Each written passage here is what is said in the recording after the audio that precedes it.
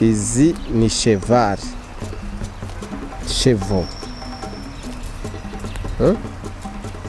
Ubwinshi bwa cheval ni cheval mu gifaransa.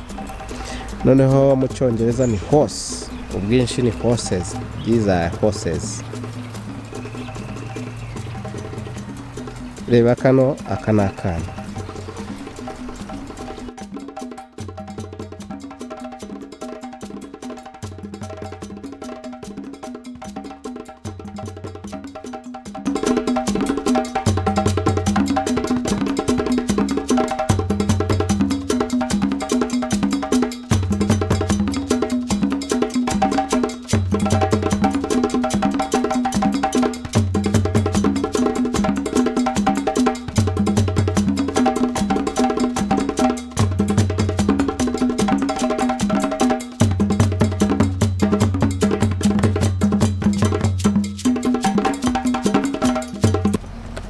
Ngo rero urabona ko yamaze kujyaho intebe.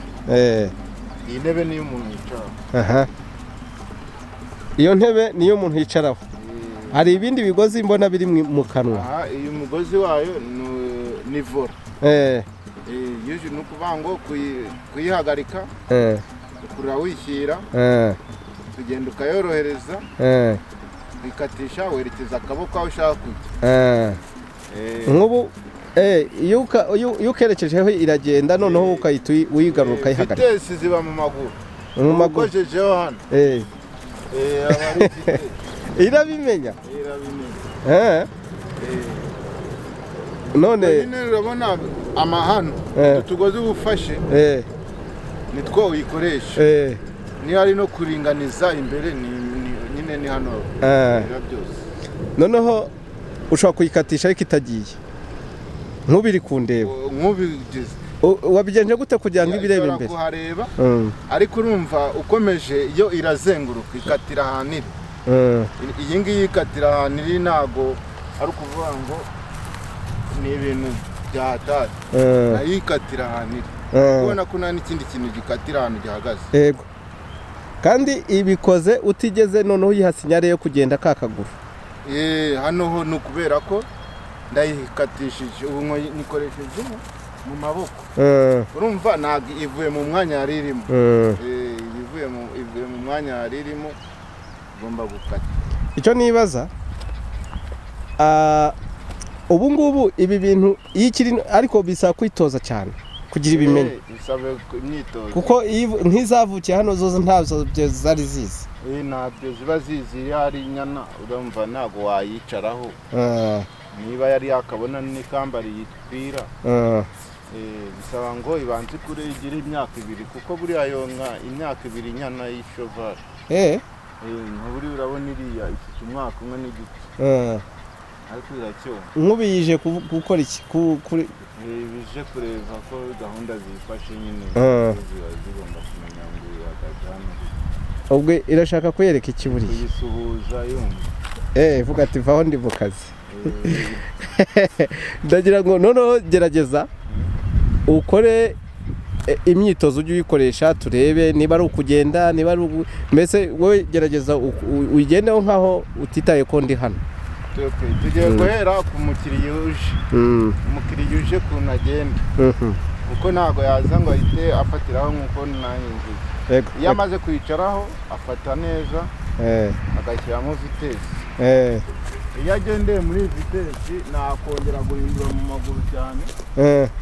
Yaba yitwara gutya. Uko ugenda umenyera wamenye kuyobora. Ushobora wongerezaho. Urabona ko uko kubiseho iragenda. Yo ushyize kandi nka gutya. Abona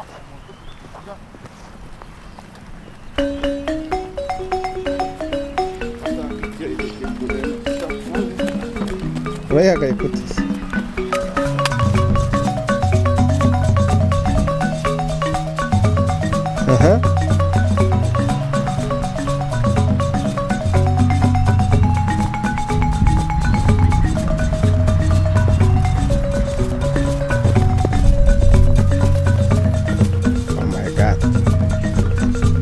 umusore arabizi kabisa.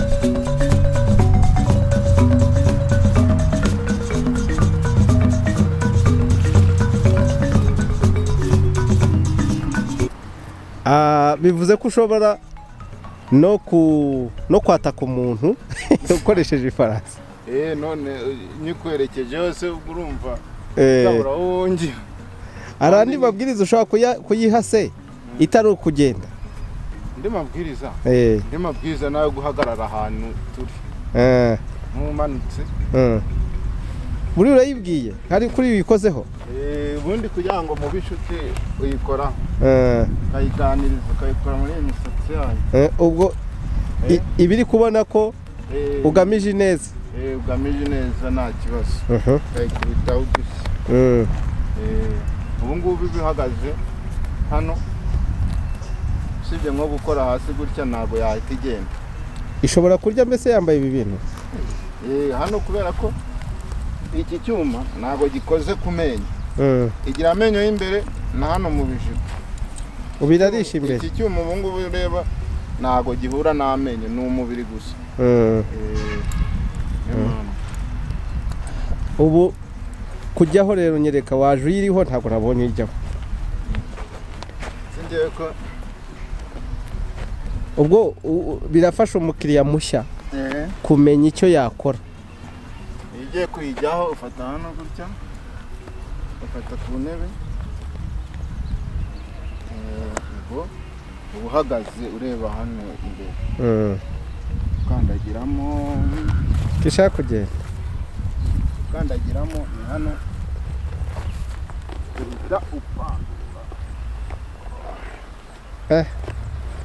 bisaba agatege ariko abantu bisaba agatege ariko n'ubundi hari n'akandi kantu twifashisha. Nigeze kuhabona hariya.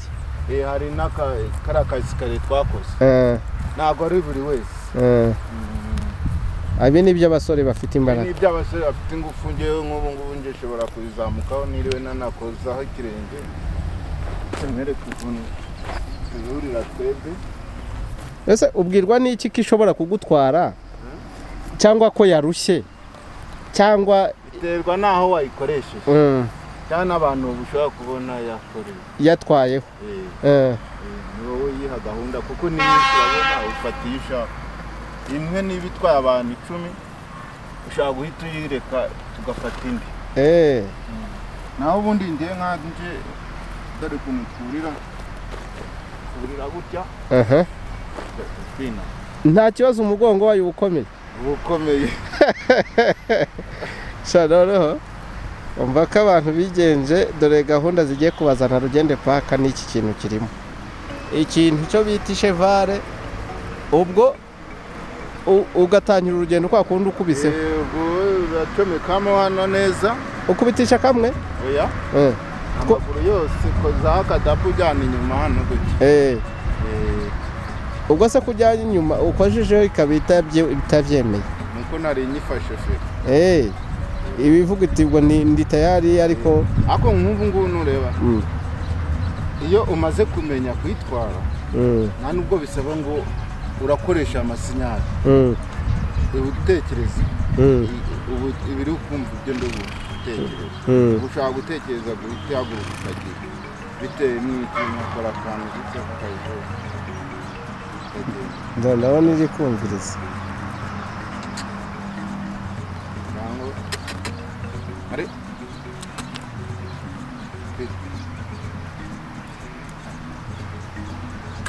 aka kashumi nta kintu kayifasha kandi akahe ako kufite. Oya kano niko vora.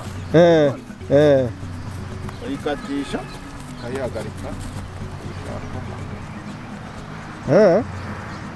Ibintu birarenze.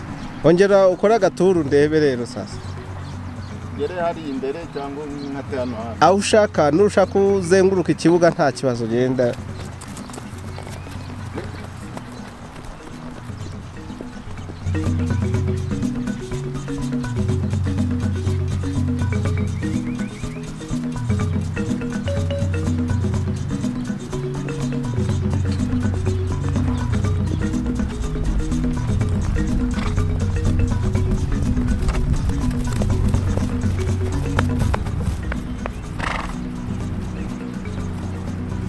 utwo dushyi kubisa n'utwiki tuno n'utuyihumuriza iyo ikozeho nka gutya urayumva ari sawa no kwitoza nyine kuba igomba guhagarara hari sinyari uba ugomba kuyikorera kugira ngo ikabyumva nk'iyo yirukanka cyane nkayikoraho menya ko ari ukugabanya njye ntabwo njya kwirwa mvuga ngo ndafunga gutya hari ibindi bimenyetso nkoresha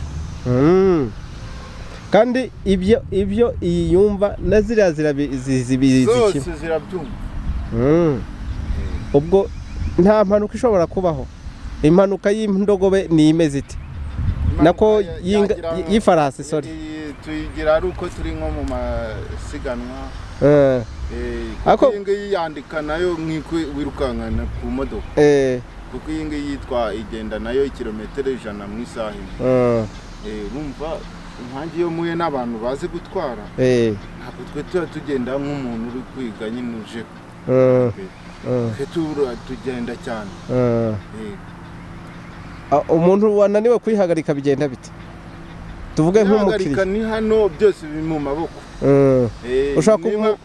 ushaka kuyihagarika ushaka kugenda gake ni hano mu maboko bibera iyo urabona ko iyo ugenda uyidegaje kuyihagarika iyo ukuriye gutya uhita ibyumva ntabwo ari ukuvuga ngo uzashyiramo imbaraga nyinshi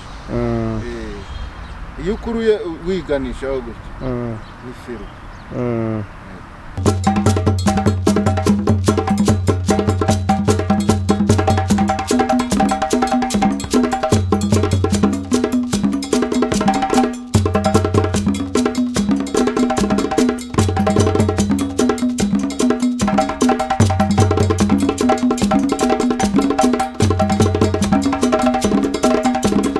ibyo wambwiye nta kindi kubera iki itagira inzara zatuye nyine zikasa nk'inka izi ngizi z'inzara zayo mpamvu zitatuye nyine ni mu bwoko ni uko ari mu bwoko bw'inyamaswa zumvira nk'abantu zifite ubwenge nk'ubw'abantu wowe nuko uyireba kutya ntiyatuye ntabwo yuza niyo mpamvu ureba ntabwo yuza yampaye